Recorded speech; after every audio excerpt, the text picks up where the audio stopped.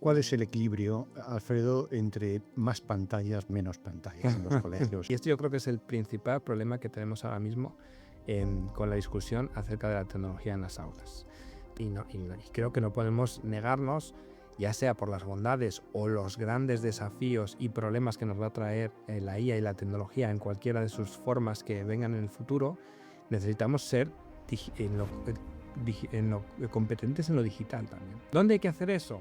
También hay que hacerlo en las escuelas. Yo creo que, fíjate, si hay algo que no va a desaparecer, y en esto estoy convencido y me quedo tranquilísimo, porque siempre va a haber esas escuelas, pero por muchísimas razones, por el contacto humano, por muchísimas razones. Es decir, podrán cambiar de forma y podrán mutar y tener distintos componentes, pero es que estamos viendo ya que hay tantas formas de ser escuela, pero escuela de verdad, ¿no? Parece que las redes sociales o en general un uso inadecuado de la tecnología está detrás de ese supuesto incremento de problemas de salud mental y de malestar emocional de los alumnos. Esas redes, ¿cómo están funcionando hoy actualmente?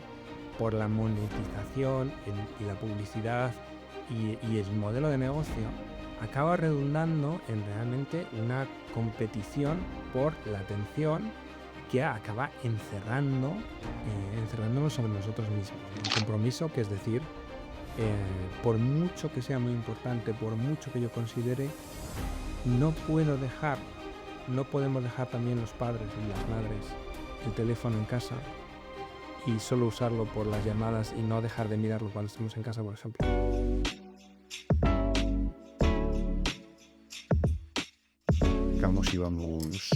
Vamos hablando.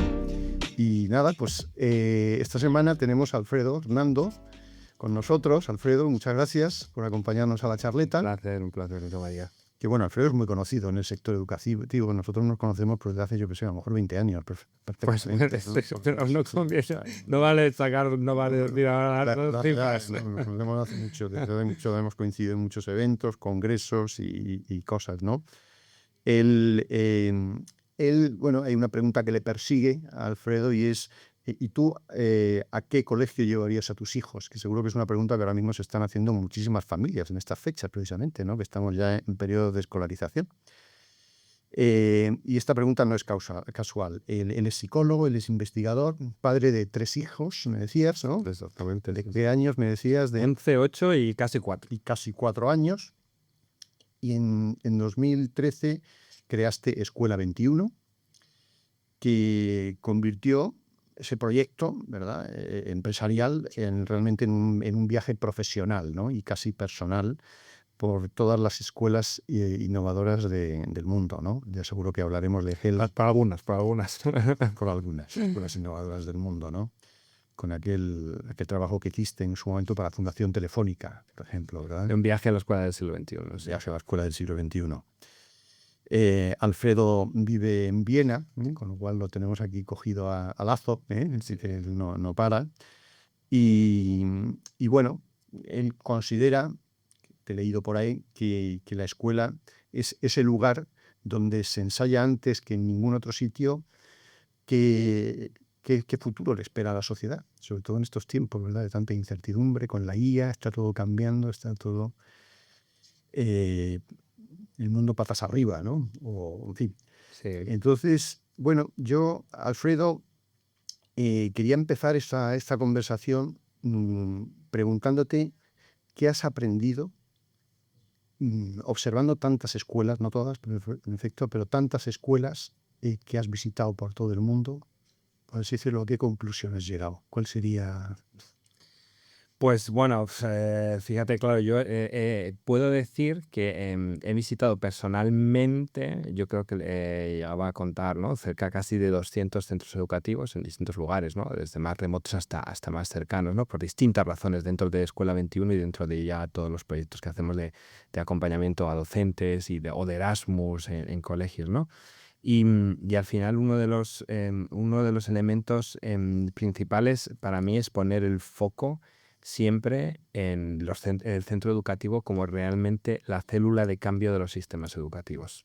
Porque hablamos en muchas ocasiones de los sistemas educativos, de la mejora de los sistemas, de las mejoras de los resultados internacionales, Pero los sistemas educativos, cuando los vamos haciendo más pequeñitos, en el fondo son redes de centros organizadas por unas características que impactan todavía más en su territorio socioeconómico, es decir, hay un impacto muy grande, depende de dónde está esa red de centros. Y dentro de esa red de centros lo que hay son escuelas y colegios, y dentro de esos colegios una de las variables que más se lleva de la explicación de por qué funciona bien una escuela, porque no hay, como en tantos otros temas, ¿no? Es como no hay una única respuesta, pero sí que hay una palanca muy grande y que se lleva mucho del porcentaje que explica la mejora y el éxito en una escuela, que es la capacidad del equipo de profesores de trabajar juntos, de tener un proyecto compartido y de trabajar, digamos, como un equipo, con un proyecto, con unas decisiones tomadas y de una forma en la que, bueno, pues como podemos estar acostumbrados a trabajar muchos en nuestro sector, ¿no? Con un equipo y colaborando juntos, ¿no? Eso es algo tan sencillo como eso, dibuja muchos cambios en el conjunto del sistema, ¿no? Pero claro, cole a cole y Porque hay espacio a colegios espacio. que dentro de un mismo sistema educativo funcionan bien y otros funcionan mal. Exactamente, ¿no? Y eso para mí fue el motivo que me llevó a crear todo el proyecto de Escuela 21, que era decir, cuando tenemos diagnósticos, es muy fácil decir lo que no funciona. Pero es mucho más difícil y al mismo tiempo es donde realmente está todo el sabor y lo necesario es saber qué es lo que funciona bien y cómo se puede replicar aquello que funciona bien, ¿no? Y entonces, para mí la clave fue tener la capacidad de buscar experiencias innovadoras de éxito que pudiéramos al mismo tiempo replicar cuando se estuvieran enfrentando esos centros a necesidades o a desafíos semejantes, ¿no? Es decir, esto ha funcionado, vamos a tratar de replicar y adaptar, ¿no? Un centro educativo es su profesorado, al final, porque estamos hablando de centros Pues educativos. mira, un centro eh, educativo exactamente, ¿no? Realmente, cuando hablamos de un centro educativo, no hablamos de lo que hay de la valla, ni de la entrada para adentro, ni del edificio, ¿no? y de la institución. Claro, cuando nosotros pensamos en qué es un centro educativo, lo que realmente es el centro educativo es la cultura escolar, la cultura institucional de ese centro, que explica qué es lo que los docentes en su mayoría y comparten con los estudiantes y las familias, es lo que para ellos sienten, piensan y se comportan acerca de qué es aprender. ¿Cómo voy a medir cómo tú has aprendido? ¿Qué entendemos nosotros por qué es enseñar? ¿Qué entendemos que tiene que pasar en el tiempo libre, en los recreos? ¿Por qué tomamos decisiones acerca de lo que puede pasar aquí por las tardes o cómo tiene que ser la jornada? ¿Cómo nos relacionamos con las familias y cómo esa es la cultura que se comparte acerca de lo que pienso, siento y hago? Es lo que realmente es el centro educativo. La cultura compartida que no se ve más el edificio, claro. Pero el centro es la cultura que se comparte acerca de esos ejes que al final vertebran las decisiones del día a día. Estaba recordando ahora un comentario, una conversación que tuve hace ya años con Jesús Núñez, que te sonará, fue presidente de ACADE, ¿verdad?, de la escuela privada durante muchos años y promotor de algunos colegios. Y recuerdo que en una ocasión me preguntó, oye, ¿qué es lo que hace que un colegio sea bueno o no sea bueno? Sobre todo él pensando desde el punto de vista de la aceptación de las familias, ¿no? Ujú. Y, y yo le dije, bueno, pues fíjate en algunos colegios que tengan muy buena reputación, que sean... Le puse varios ejemplos de colegios que yo conocía que tienen muy buena reputación. Y recuerdo que él me contestó, dijo, bueno, pues claro, es que esos colegios tienen un profesorado muy comprometido con el Ya. proyecto educativo, con esa cultura, como diciendo, así cualquiera. Claro, a veces buscamos como atajos. Pues ahí está la respuesta, ¿no? La misma respuesta que es verdad, quiero decir. Si tenemos No hay esto. atajos, ¿verdad? O sea, al final... Bueno, yo creo que, a ver, yo no sé si atajos, o sea, yo creo que realmente, trucos para ver. sí que realmente hemos vivido un cambio a ver, si pusiéramos una fecha, ¿no? Como desde la historia de la historia educativa de España, desde la transición democrática hasta aquí, realmente ahora mismo la capacidad que tenemos, que hemos vivido los últimos 20 años en poder compartir experiencias de éxito, en blogs, en noticias, ¿no? Aquí mismo estamos ahora mismo Sí. en un espacio de diálogo, en compartir experiencias, el trabajo que están haciendo los centros de formación del profesorado en distintas comunidades autónomas, todo. O sea, el movimiento que hay yo creo que no ha habido nunca antes tanto movimiento del profesorado, tanta capacidad de compartir, tanta capacidad de entender qué funciona y qué no funciona. Eso es, no sé si es un atajo, pero sí que es un camino muy abierto, muy grande, ¿no? O sea, es un camino muy abierto, muy grande a cómo podríamos acceder a entender cómo cambiaba la escuela, ¿no? Y creo que ahora mismo también hay grandes puntos de encuentro cada vez más asimilados por los conjuntos del sistema, ¿no? Pero es verdad que nos falta, y esto es uno de los grandes temas del sistema educativo español y de la casi mayoría de sus comunidades autónomas, la capacidad de hacer sostenibles estas escuelas que funcionan muy bien, la capacidad de hacerlas replicables y la capacidad de que acaben sosteniéndose en el tiempo y dibujen realmente una mejora significativa poblacional y de territorio, ¿no? Entonces, tenemos realmente lo que a mí siempre me ha gustado como llamar, ¿no? Como la primavera de la innovación educativa, ¿no? Tenemos muchas flores floreciendo, ¿no? Muchos docentes que salen como por periodos, ¿no? Salen como por periodos, a veces por herramientas tecnológicas, a veces por cambios de ley, a veces por nuevas herramientas de programación, con grandes proyectos y momentos muy fuertes donde se va todo lo florecido, ¿no? Y no tenemos la capacidad de organizar ese jardín para hacerlo realmente un paisaje, ¿no? Un paisaje floral. Te iba a preguntar, Alfredo, ¿tú a qué colegio llevarías a tus hijos? Para que no parezca una pregunta tan personal, te lo pregunto de otra manera. ¿Qué 2 o 3 preguntas debe hacer un padre, una madre, una familia a la hora de elegir colegio? Mira, yo llevo a mis hijos al colegio que tengo enfrente de mi casa, ¿vale? Pero también es verdad que nos fuimos a vivir al frente del colegio, ¿no? Es decir, yo creo que hay algo que sí que destacaría al pensar sobre el colegio. Para mí hay una palabra quizás muy grande y que además pienso que cada vez, por muchas razones sociales, culturales, actuales, es una palabra súper importante que tiene que ver con comunidad y pertenencia, ¿no? Yo creo que la decisión ahora mismo, el centro educativo, las escuelas pueden ser una de las instituciones sociales donde mayor tiempo seguido pasemos como personas en toda nuestra vida. O sea, si alguien elige llevar a sus hijos a un instituto o a un centro educativo de primaria y tal, y si coincide que tiene ya la primaria, la secundaria junta y el bachillerato, estamos hablando de que puede hacer y casi la infantil, puede estar entre una media de 10, 12 años o un mínimo de 8, o a partir de, digamos, hay un gran número de años en un mismo sitio, con un mismo grupo de personas, que ahora mismo a nivel profesional ya a veces va siendo raro, ¿no? O sea, de estar 12 años o 15 años trabajando en el mismo sitio ya va siendo como un elemento interesante, ¿no? Entonces, la idea de comunidad, la idea de que cómo voy a participar yo de la vida del centro, ¿no? Es decir, mira, ¿cuál es el mejor colegio para tus hijos? En el colegio en el que tú también participas de manera activa, te involucres y digas, este proyecto es para mí y yo por eso voy a participar con él, ¿no? Entonces, la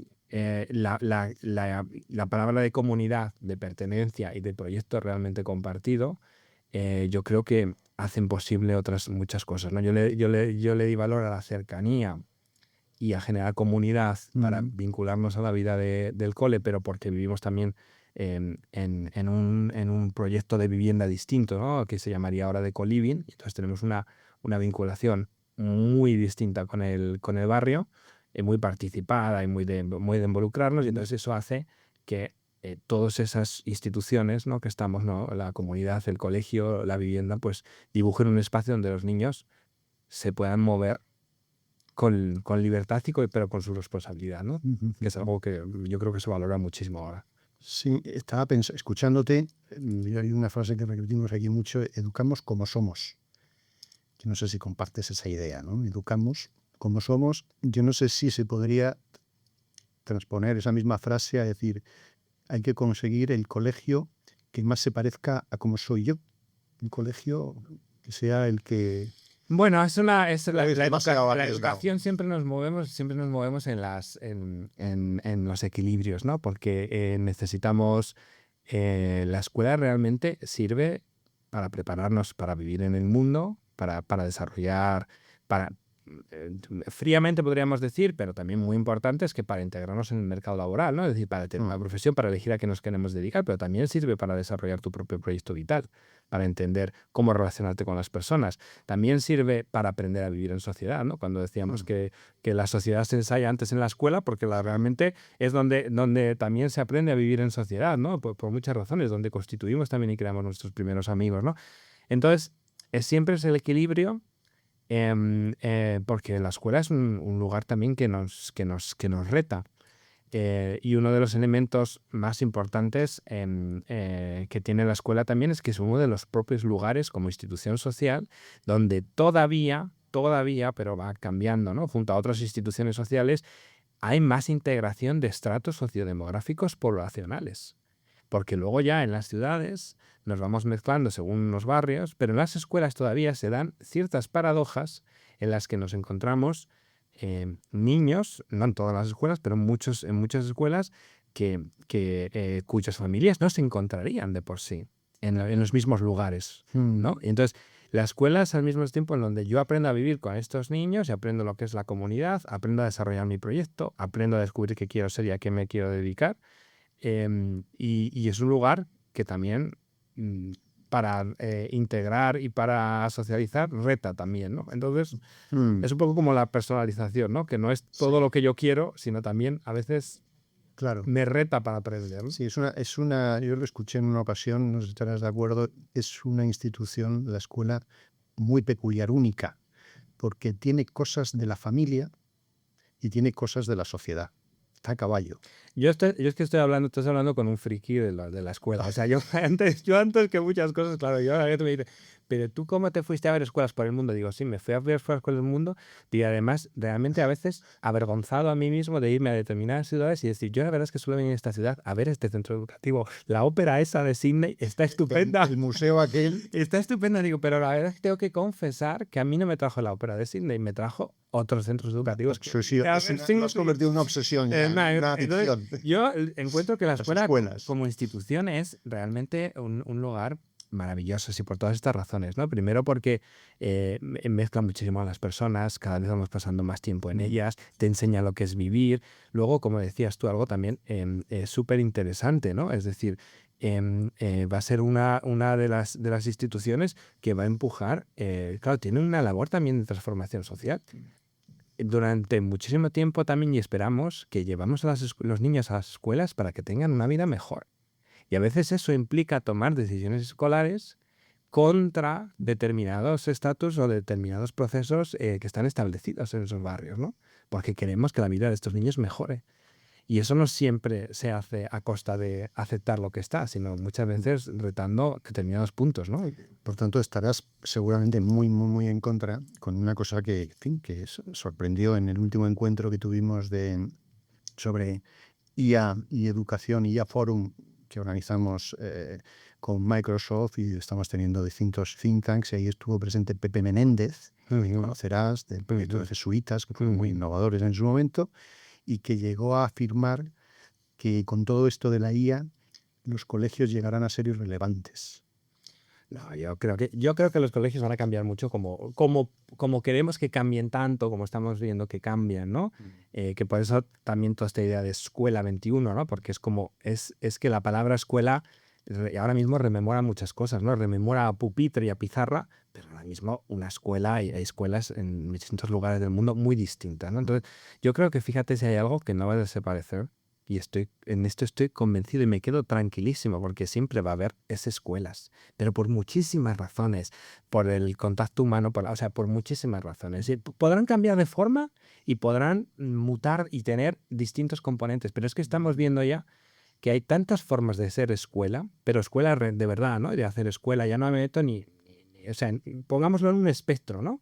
Desde una escuela que sí que es de pupitres hasta una furgoneta en homeschooling que te llevas, o sea, tiene tantas posibilidades de escolarización el mundo y de forma de ser la escuela que yo creo que van a salir otros modelos que no nos vamos no pensábamos, ¿no? Como están saliendo ya algunos, estos que hablan acerca de, mira, trabajo 2 horas con la IA y después lo demás hago proyectos de no sé qué, me dedico a no sé qué y tal, ¿no? Pero Pero nada, la escuela le Con, queda mucho futuro. con la IA podrán desaparecer otro tipo de, a lo mejor, de empresas o de no sé, es que no quiero poner ejemplos, claro, para no quedaría fatal, ¿no? Pero en fin, pueden desaparecer otras cosas, pero precisamente escuelas consideran. Hombre, tiene que cambiar, quiero decir, como hemos vivido en tantos otros sectores, nos va a afectar. O sea, yo creo que evidentemente no es, vamos a decirlo así abiertamente, vamos, o sea, la IA no es el metaverso, vamos, o sea, yo creo que hemos vivido, Bueno, esto ya está. hemos vivido olas de desarrollos tecnológicos que apuntaban por hacer determinados cambios, ¿no? Y hemos vivido algunos muy fuertes, como podría ser pues y Internet, la expansión de Internet, la expansión luego del Internet 2.0, donde todos hemos empezado a colaborar, el pico y auge de las redes sociales, la debacle que estamos viendo en las redes sociales, que dejan dos redes sociales, y ahora mismo la conversación con la inteligencia artificial generativa, ¿no? O sea, esa capacidad de aglutinar y devolver información de manera conversacional, pues esto impacta realmente en cómo enseñamos y cómo aprendemos, claro, porque y va a redefinir, pues tiene que redefinir pues qué usos hacemos, cómo es la función de los profesores, pero para nada va a acabar con la escuela, ni va a acabar con la labor docente, ni va a acabar con los sistemas educativos, o sea, para nada, para nada. Va a seguir siendo, como ha sido tantas veces, un revulsivo enorme que nos lleva, como nos pasa en tantos sectores, siempre con la lengua afuera, porque lo social no es capaz a veces de ponerse a la altura en la carrera de lo tecnológico, ¿no? Sobre todo por esa doble misión que tiene la escuela de enseñar y educar, Exactamente. que no es lo mismo, ¿no? Y que, que hay ciertos. Entonces, la IA generativa, en efecto, todo en los procesos de enseñanza-aprendizaje va a revolucionarlo, claro. Pero en la parte de educación, no sé si va a poder tener algún papel la IA en la labor. Ahora mismo, o sea, yo ahora mismo, es decir, ha habido lo que realmente, para mí, el punto realmente que pasa más desapercibido de los procesos que aportan los chats conversacionales de IA, tienen que ver ahora mismo con las funciones y con las funciones que han añadido de aprendizaje. Es decir, no me des la respuesta, que es la anti-IA, ¿no? Es decir, porque antes yo decía, oye, algo que además es una anécdota, porque que también fue muy comentado, que con cualquier chat conversacional de IA se le preguntaba cómo cambia de piel el camaleón, ¿no? Y parece ser que lo más extendido es una respuesta que es falsa, ¿no? Que no tiene que ver tanto con las escamas, sino que hace solo 2 años que se ha descubierto que tiene que ver más con la temperatura, ¿vale? O sea, que tiene que ver con el color, pero que tiene que ver con la temperatura. Entonces, parece ser que le preguntabas a la mayoría de chats conversacionales o a las versiones libres, las baratas o las gratuitas, que eso también es otro tema, y te respondían mal, ¿no? Y entonces, creo que esto nos van a poder dar las respuestas, sí, pero lo interesante es no tener las respuestas, es acompáñame en este diálogo de aprendizaje. O sea, no me digas cómo. Vamos a hablar acerca de qué pienso, o sea, qué me lleva a mí a pensar cómo el camaleón y cómo lo sabemos, y acompáñame, ¿no? Que en procesos matemáticos y en procesos de competencia lectora es genial, ¿no? Y ahí es donde ya se lleva unos años con el tema de las plataformas adaptativas, y ahí es donde hay, para mi gusto, uno de los grandes potenciales, ¿no? ¿Qué error no tiene que cometer un colegio o un profesor a la hora de incorporar la IA? Pues mira, ahora mismo en el punto en el que estamos, ahora mismo, yo creo que lo que tenemos que hacer es tener la capacidad de hablar de ello y enfrentarnos a la realidad, ¿no? Que la realidad es que, como decía, ya de distintos temas más potentes, menos potentes, de más pago, menos pago, la mayoría de los adolescentes en nuestros institutos están chateando y teniendo conversaciones con chats de inteligencia artificial.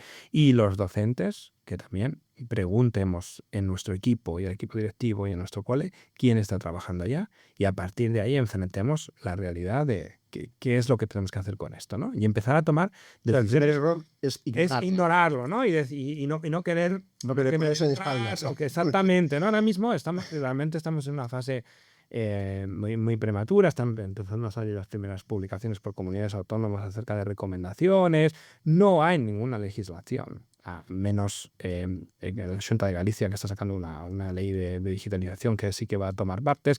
En el marco de competencia digital docente europeo y tal, no aparece como debería aparecer porque no ha dado tiempo a hacerlo. Entonces, realmente estamos como en una fase como muy inicial, y yo creo que lo primero ahora mismo es no negarlo, no esconderlo, no evitar la conversación, sino ponerlo delante como tantos otros temas difíciles y empezar a pensar qué conclusión. Y algunas de ellas son tan sencillas como adoptar realmente acuerdos de centro que ahora mismo se pueden organizar a través del plan digital o el plan TIC de escuela, ¿no? Es decir, a partir de aquí vamos a tomar algunas decisiones acerca de si los docentes queremos usar la IA, para qué y dónde, y en los puntos en los que no la vamos a usar, ¿no? Y qué vamos a usar y por qué, y tomar algunas decisiones, ¿no? ¿Puedo yo escribir un email a las familias de mi colegio generado por IA? ¿Puedo hacer un plan de la siguiente semana cultural de mi colegio preguntándole a la IA cuántas revisiones tiene que haber de parte del claustro si luego aceptamos el plan? Igual la política tan sencilla de los acuerdos es que si se usa, que se ponga en la documentación, ¿no? Como tendría que ser en tantas otras instituciones, ¿no? Pero, bueno, ponerla adelante y señalarla dónde está, ¿no? Y cómo está. Con la IA, como con todas las innovaciones, aquello que se atribuye que de la IA entra algo que habrás oído, ¿no? Que hay que ser, como decía él, ni cejijuntos, ponerse un poco, ni tampoco boquiabiertos, sino un término medio, ¿no? Es decir, eso sería un poco el equilibrio, porque te quería preguntar, en el terreno de la innovación, quizá a veces se nos ha ido la mano, ¿no? Se ha querido innovar por innovar en el sector educativo. ¿Y cómo no caer en el mismo error ahora con la IA? Bueno, yo creo que lo más importante es entender que al final los centros, el sistema, los proyectos educativos, las decisiones que tomamos en esa, ¿no? En esa cultura que decíamos que es un cole, pues lo que pensamos, hacemos y sentimos juntos acerca de estos elementos, todo está enfocado para conseguir los mejores resultados académicos, sociales, personales de los estudiantes que participan. Entonces, ahí es donde tenemos que decir, con este proyecto, con esto, estoy mejorando ¿qué de la vida de los estudiantes? Estamos teniendo, es decir, muchas veces decíamos, esto sé que es innovación. Bueno, será innovación para vosotros porque quizás es la primera vez que lo hacéis, supone un cambio, supone cambiar y además tiene que tener un impacto de mejora, sobre todo en la vida de los estudiantes. Entonces, hay menos partes sociales, hay menos absentismo, ha mejorado la competencia matemática, ha mejorado la lectura, ha mejorado la competencia digital, es decir, ha mejorado cómo se comportan los profesores con los estudiantes. Entonces, esto es al final la última medición real y el último punto donde podemos decir esto es innovación, aquello que demostramos que mejora la vida de los estudiantes. Que hay un propósito, sí, porque yo a veces si tiro piedras sobre mi tejado, algún profesor se me va a enfadar, me ha dado la sensación de que se ha innovado como para dar más satisfacción al propio profesor, ¿no? A veces en su propio trabajo, ¿no? Para decir, uy, qué guay es esta presentación. Es que, ya, pero ¿realmente esto va a ayudar a aprender mejor la historia de Roma? O a lo mejor resulta que no van a... No lo sé si tú tienes a veces esa sensación. Bueno, que ha habido... es difícil en la escuela, como comentábamos antes también, claro, cuando queremos utilizar un método, una herramienta, un proceso, claro, en algún momento hay que empezar. Ya. Y en algún momento hay una necesidad de decir, esto funciona, esto va a Alguien tiene que funcionar. dar el primer paso. Alguien tiene que dar el primer paso, ¿no? Entonces, sí, entonces hay veces... Pido disculpas No. a esos profesores que a veces han sido... Pero es verdad que yo creo que es fácil de entender si cuando tú en tu proyecto, aunque sea por la primera vez que lo haces o no, te apoyas en referentes y te apoyas en otras experiencias o en procesos y dices, bueno, estamos buscando que haya una mejora concreta en esto, entonces, bueno, puede ser que no lo logres tanto, pero bueno, hay un propósito real, ¿no? Y no hay quizás otras cosas que... Sí, hay una frase que se puede decir, a los pioneros se los comieron los indios. Ah, claro, bueno, claro. Pero yo a veces digo, sí, se los comieron los indios, pero gracias a que hubo pioneros, luego hubo otros. Sí. Luego fueron los que abrieron camino, ¿no? Los primeros a lo mejor se los comieron los indios, pero Sí, bueno, sí. tuvieron la capacidad de riesgo, de asumir riesgos. Y mira, yo una cosa que comento mucho, que también es casi tan sencillo que parece banal, pero a la vez es bonito, a mí me parece precioso que una de las cosas que más he escuchado yo en centros que funcionan bien y que tienen un recorrido realmente de crecimiento y de mejora y que están a veces en lugares muy complejos, que están haciendo como consiguiendo una mejora de dónde empezaron sus estudiantes a dónde podrían haber llegado. Ellos han conseguido mucho, ¿no? Han conseguido mucho más. Es algo tan sencillo como, mira, nosotros el curso pasado empezamos haciendo esto, lo hacíamos aquí, vimos que esto y esto no funcionaba, esto no acababa de cuadrar, el equipo no sé qué, decidimos tal y ahora estamos ajustando. Esta conversación tan sencilla, con la capacidad de entender de estamos en un proceso de crecimiento y ese proceso de crecimiento conlleva tomar decisiones y hacer algunos cambios para ver cómo funciona. Eso es algo que suena sencillo, pero al mismo tiempo es sostenido con un equipo humano y prolongado en el tiempo.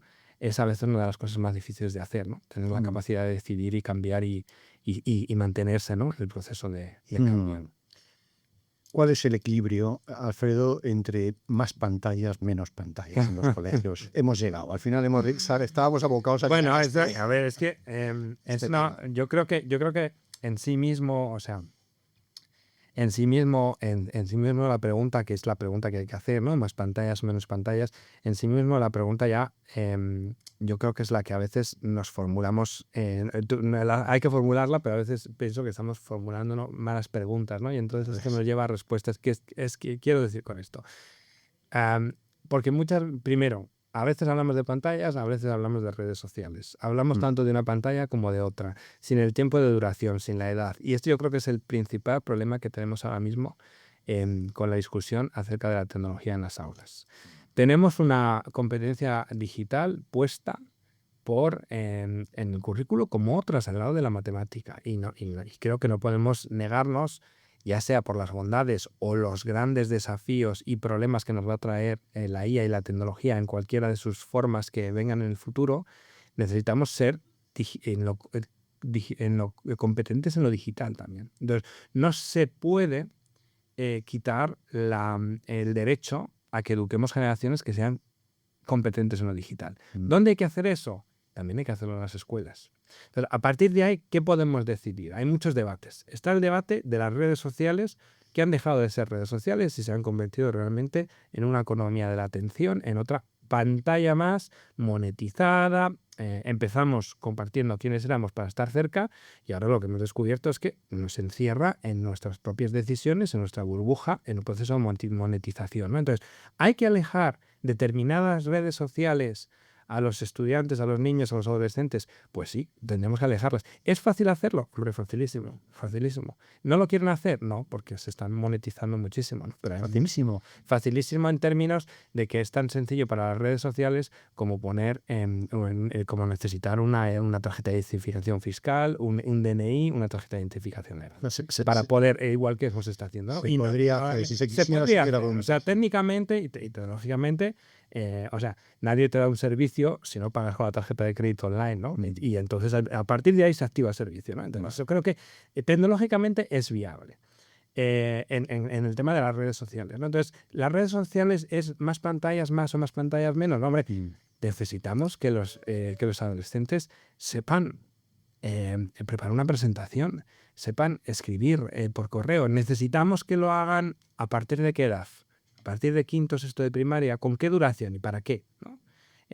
Creo que no podemos pasar de meter dispositivos a todo el mundo a querer eliminar un rincón con un ordenador en las aulas, ¿no? Porque necesitamos saber buscar información en Internet y eso es algo, o sea, necesitamos luchar contra la desinformación, ¿no? Que sea para mí uno de los grandes retos ahora mismo, o sea, no para mí, sino para la Unión Europea, el reto matriz que luego tracciona todos los demás temas económicos, sociales, agrícolas, de todo, de turismo, o sea, el tema tractor de todo, que es la desinformación, la capacidad de decidir si la opinión pública y estamos informados, ¿no? Entonces, ¿tienen que aprender los niños a leer bien en Internet y a saber de dónde viene la información? Sí. ¿Cómo lo van a hacer? Pues tienen que hacerlo en la escuela. ¿Cómo lo vamos a hacer sin dispositivos? Algunas sesiones se pueden hacer sin dispositivos, pero otras habrá que hacerlas. O sea, aportan mucho valor los dispositivos, las pantallas, en la filosofía, en la historia, ¿tú crees que aporta realmente mucho valor para el aprendizaje de esas materias? Yo creo que necesitamos una buena programación y necesitamos entender dónde está esa competencia, en cuánto podemos dedicar de esta competencia digital y de esta lectura. Yo no creo que ni en filosofía ni en historia tengamos que estar con el dispositivo siempre, pero también cabe que puedan hacer algo con el Alguna dispositivo, alguna actividad, porque es necesaria, ¿no? Y al mismo tiempo creo que es necesario saber de historia y filosofía, porque por mucho que haya dispositivos, IAs y conexiones que nos vayan a poder recitar la historia entera y las causas de cualquier guerra y de cualquier conflicto y el momento que hemos llegado hasta ahora, la última decisión de tu vida la necesitas tener tú, y para tener tu propia decisión necesitamos tener la capacidad de haber hecho procesos de comprensión que implican distintas fases donde no siempre la respuesta tiene que estar externalizada a nosotros. Yo de todas maneras, esta distinción que se hace por otras personas que han pasado, donde estás sentado tú, entre dicen, no, una cosa es el uso que se hace de los dispositivos en el hogar, en la familia, o personal, el móvil, ¿no? Y otra cosa es el uso de las pantallas, como si todo fuera un problema del tamaño de la pantalla.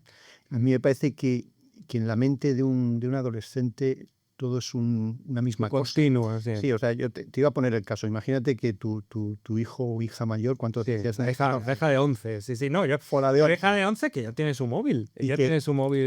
y llega a casa y de pronto coge su tablet, Ujú. su portátil, lo que tenga, o se sienta en el ordenador de sobremesa, con una pantalla grande, y tú, como dices, oye, ¿quieres dejar el ordenador y ponerte a hacer los deberes? Y te dice, papá, te estás equivocando. Estoy haciendo los deberes. Estoy haciendo los deberes. Sí, sí, sí. Claro, ¿qué haces a partir de ese momento?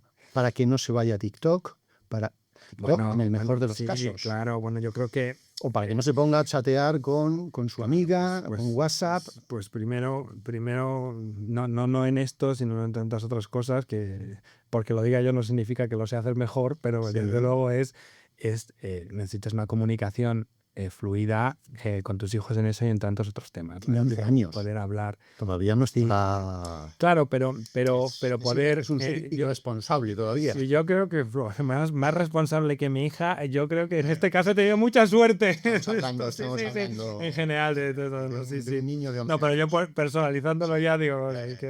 Entonces, no, yo creo que hay muchos mecanismos, ¿no? Y se ha hablado siempre de los acuerdos familiares de uso de la tecnología, ¿no? Donde dices, oye, ¿cómo se usa el móvil en casa? ¿Cómo son las pantallas? ¿Para qué las vamos a usar? No es lo mismo ver una película yo solo que verla en familia. Dices, oye, vamos a dedicar un tiempo a la tecnología, ¿vale? Vamos a jugar algo, vamos a jugar todos, vamos a jugar a la consola todos, y entonces ese tiempo de consola no es el tiempo de lo que no queremos promover, ¿no? Entonces, ¿qué queremos promover con este uso?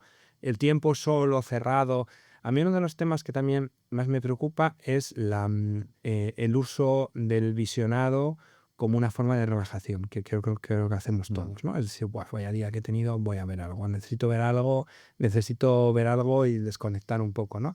Creo que eso es uno de los temas más introducidos, ¿no? Aparte del scrolling, todas estas cosas, ¿no? Que también son temas. Entonces, bueno, la capacidad de tener estos acuerdos en familia como de tantas otras cosas, ¿no? Y algo en el que tenemos que primero pasarnos nosotros el compromiso, que es decir, por mucho que sea muy importante, por mucho que yo considere, no podemos dejar también los padres, las madres, el teléfono en casa y solo usarlo por las llamadas y no dejar de mirarlo cuando estamos en casa, por ejemplo. ¿En qué momento ya nosotros tenemos que ser capaces de hacer lo mismo que les pedimos a los adolescentes, ¿no? Para mí esta sería la primera pregunta, ver cómo nos podemos organizar, ¿no? El ejemplo, ¿no? Si es que al final se educa, ¿no? Bien, con el ejemplo, ¿no? Fundamentalmente, cómo es el problema. Has mencionado antes las redes sociales. ¿Te parece que las redes sociales, o en general un uso inadecuado de la tecnología, está detrás de ese supuesto incremento de problemas de salud mental y de malestar emocional de los alumnos? Bueno, yo creo que lo que estamos viendo con las redes sociales, que las redes sociales, según están ahora mismo en el año 2026, con el recorrido de redes sociales, ¿no? Ahora mismo, y algunas redes sociales, ¿no? Pues las principales que puedo decir, como TikTok o Instagram o el antiguo Twitter, que no quiero ni nombrarlo ya, porque me parece que se ha convertido ahí se ha visto realmente lo que es el cambio de las redes sociales. esas redes, cómo están funcionando hoy actualmente por la monetización y la publicidad y el modelo de negocio, acaba redundando en realmente una competición por la atención que acaba encerrándonos sobre nosotros mismos, ¿no? Y entonces, pues evidentemente, con Las redes sociales. las redes sociales, evidentemente con determinadas edades y con determinados procesos, pues somos más susceptibles y quizás no todas las personas, pero quizás una gran mayoría sí, tengan mucho mayor impacto. Entonces yo creo que sí que evidentemente lo que estamos descubriendo es que estas redes sociales, cómo están estructuradas, la mayoría de cómo de las que usamos realmente están para robar nuestra atención, ¿no? Y hacía algunos tiempos que decía el productor ejecutivo, el CEO de Netflix, decía que ya su competición no es contra otras plataformas, sino contra la atención y en los adultos contra el sueño. Uno de sus principales competidores ahora mismo de Netflix y de YouTube son las horas de sueño. No quieren Y que eso durmamos. es lo contra lo que están compitiendo. ¿Cuánto podemos llegar por la mañana A ver muertos? si podemos dormir un poco menos. Sí, Yo sí, creo que con 5 horas es suficiente. sí.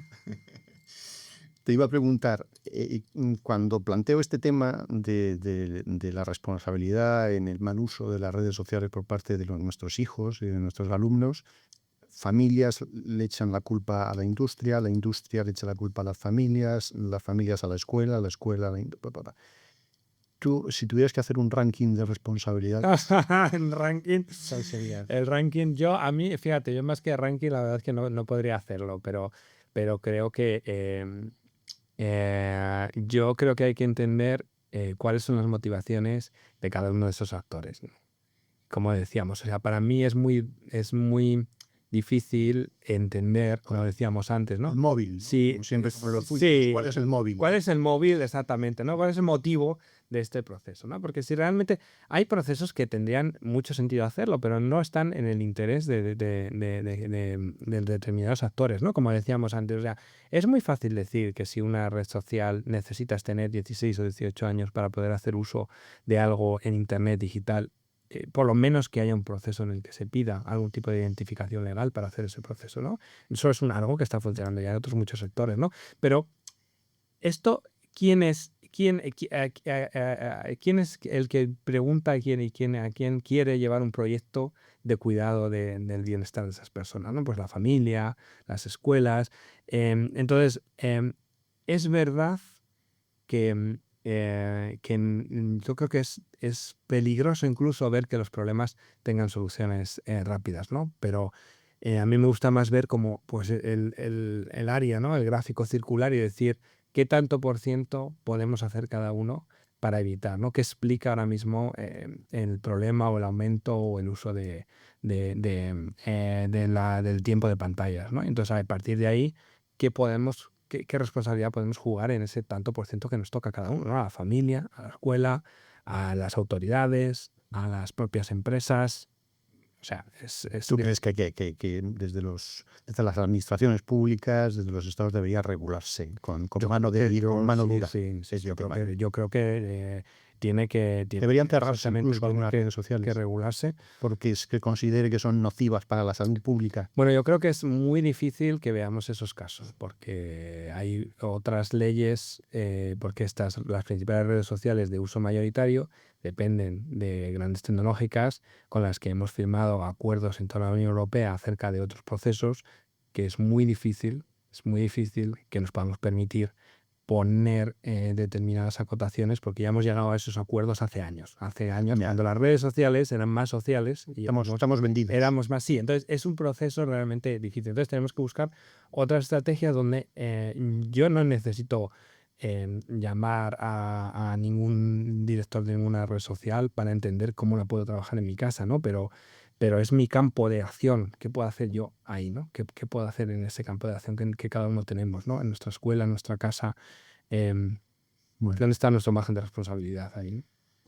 Alfredo, seguiría, llevamos ya casi, no, más de 3/4 de hora, seguiríamos mucho rato, ¿verdad? Porque me he dejado yo aquí medio saltando preguntas, ha sido un placer, Bueno, muchas gracias por la gustazo conversación. Sí, charlar sí. y yo por lo menos he aprendido mucho.